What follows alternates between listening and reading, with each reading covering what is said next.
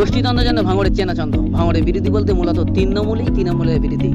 নানা কারণে লেগে থাকে ঝগড়া ঝামেলা, কখনো আরাবুল কাইজার, আবার কখনো আরাবুল নান্নু। গোষ্ঠীদ্বন্দ্বের এটাই চেনা সমীকরণ। এদিনের সংঘর্ষে জড়িয়ে পড়ে অবশ্যই ইসমাইল মোল্লা ও জুলফিকার মোল্লা। ইসমাইল ভাঙড় 2 নম্বর তৃণমূল এর সংখ্যালঘু সেলের চেয়ারম্যান, আর জুলফিকার ব্লক তৃণমূল শ্রমিক সংগঠনের সভাপতি। দুজনেরই বাড়ি বেঁওদার 2 অঞ্চলের হাতিশালা এলাকায়। এদিন দুই গোষ্ঠীর সংঘর্ষে মোট 13 জন আহত হয়েছেন। স্থানীয় সূত্রে খবর, শনিবার সকালে বিদ্যুতের খুঁটি বসানোকে কেন্দ্র করে ঘটনার সূত্রপাত। বোমাবাজি করা হয় বলে অভিযোগ করেছেন স্থানীয়রা। ঘটনার খবর পেয়ে ঘটনাস্থলে আসেন কলকাতা লেদার কমপ্লেক্স থানার পুলিশ। তখন বিবাদমান দুই গোষ্ঠী লোকজন ছুটে পালায়। স্থানীয় পার্টি অফিসে কয়েকজন আশ্রয় নেয়। অভিযোগ, পুলিশ সেখানে ঢুকে লাঠিচার্জ শুরু করে। পুলিশের লাঠির আঘাতে 10 জন তৃণমূল কর্মী আহত হয়েছেন বলে অভিযোগ উঠেছে। অপরদিকে ক্ষুব্ধ তৃণমূল কর্মী পাল্টা ইটের আঘাতে অ্যাডিশনাল আইসি সহ 3 জন পুলিশ কর্মী আহত হয়েছেন।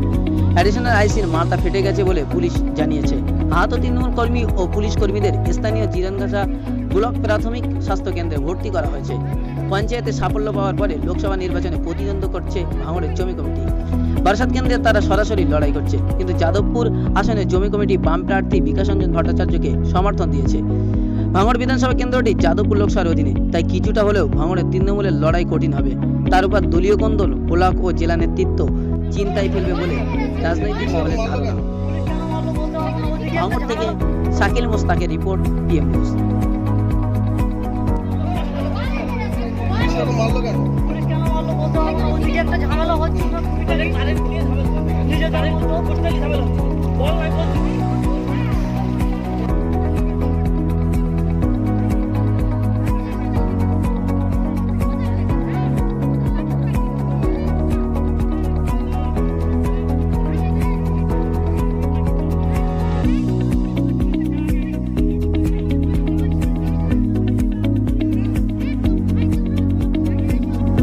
নিউজটি নিবেদন করছে হাতিশালা আদর্শ শিশু বিকাশ কেন্দ্র।